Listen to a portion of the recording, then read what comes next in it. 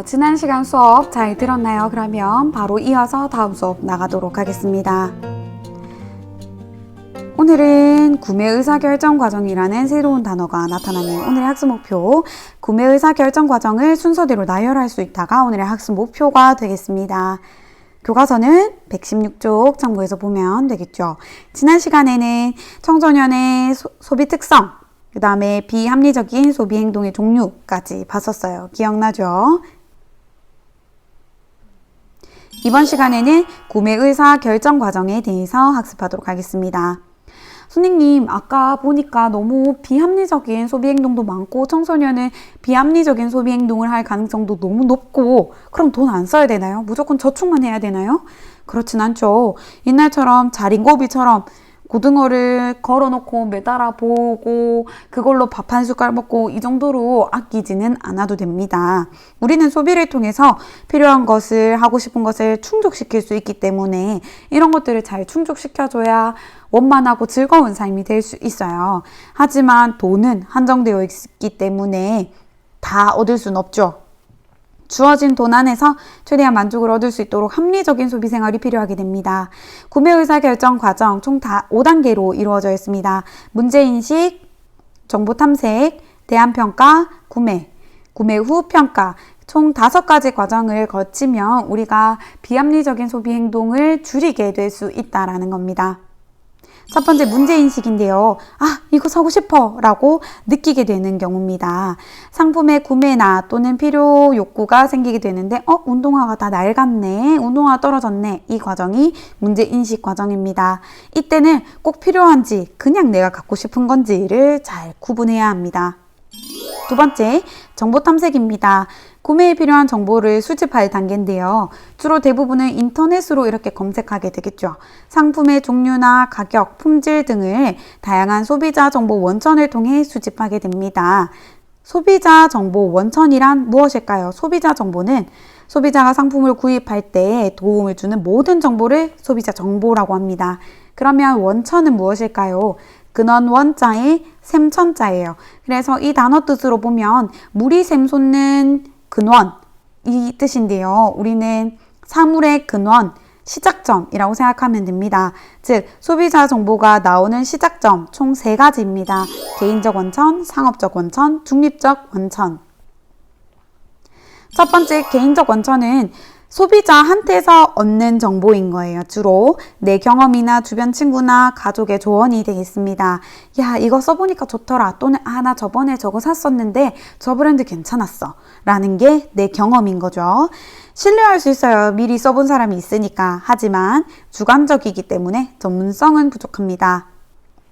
두 번째, 상업적 원천. 우리가 네이버에 검색하면 나오는 것들이 대부분은 상업적 원천이에요. 즉, 생산자, 판매자가 팔기 위해서 제공하는 정보로 다양한 정보들이 포함되어 있고 굉장히 쉽게 얻을 수 있어요. 검색만 한두 번 두들기면 또는 내가 검색하지 않아도 광고를 통해서 나한테 정보를 계속 주고 있단 말이죠. 하지만 과장되거나 허위인 경우가 굉장히 많기 때문에 객관성이 떨어집니다. 세 번째, 중립적 원천이에요. 정부나 공공기관, 소비자단체가 제공하는 것인데요. 여러 가지 정보를 비교해서 꼼꼼히 따져보고 제출한 자료이기 때문에 객관적이면서 신뢰할 수 있지만 시간과 노력이 필요하기는 해요. 여러분들이 그 단체에 접속하여 정보를 제공받을 수 있도록 여러 번 클릭하거나 월간지를 받거나 해야 되기 때문에 시간과 노력이 조금 든다라는 건 알면 되겠습니다. 그러면 예를 들어서 선생님이 네이버에다 운동화 추천 이렇게 쳤어요. 그래서 이런 것들이 나왔습니다. 그럼 이 결과에 따라서 이 정보들은 개인적일까요? 상업적일까요? 중립적일까요? 그렇죠. 답은 상업적입니다. 그럼 이건 어때요? 선생님이 블로그 글에다가 검색을 해봤어요.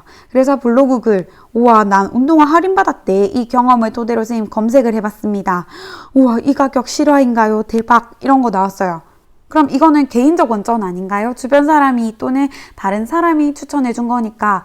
하지만 이 밑에 뭐라고 적혀 있어요? 이 포스팅은 소정의 원고료를 지원받아 작성된 콘텐츠입니다. 즉 광고였다라는 겁니다. 현대생활에서는 광고가 굉장히 교묘하게 숨어 있는 경우가 많기 때문에 광고인지 아닌지 잘 찾아보고 우리가 그 정보를 사용해야 되겠습니다. 그래서 이렇게 정보 탐색 과정이 끝나게 되면 대안평가, 즉 수집한 정보를 바탕으로 비교를 하게 되는데요. 여러 가지 평가 기준에 따라서 우선순위를 결정해야 됩니다. 기준은 가격이나 품질, 상표, 디자인 등이 될 수 있겠죠. 그리고 우선순위에서 가장 적합한 것을 선택하는 게 구매 과정입니다. 구매 장소나 지불 방법 등을 고려해야 되는데 구매 장소는 다양하죠. 마트에서 살 수도 있고 인터넷에서 살 수도 있고 장소마다 특징은 다 이렇게 다르게 됩니다. 그리고 지불 방법 또한 현금으로 결제할 수 있지만 신용카드, 체크카드, 선불카드, 간편결제 등과 같이 지불 방법도 다양하기 때문에 내 상황에 맞는 것을 선택해야 합니다. 마지막, 구매 후 평가까지. 구매 결과를 평가할 수 있어야 되는데 이것은 우리가 물건을 받는 순간 평가할 수 있게 됩니다. 만족하면 다음에 재구매하겠지만 만족하지 않으면 수리, 교환, 환불을 하게 되고요. 또는 다음에 이 브랜드를 안 사야지 또는 타인에게 추천할 때도 야 여긴 별로야 이건 별로야 라고 얘기할 수 있게 됩니다. 총 이렇게 5가지 과정으로 우리가 물건을 구입하면 비합리적인 소비 행동을 줄일 수 있다라고 알 수 있습니다. 자, 이제 마무리 단계입니다.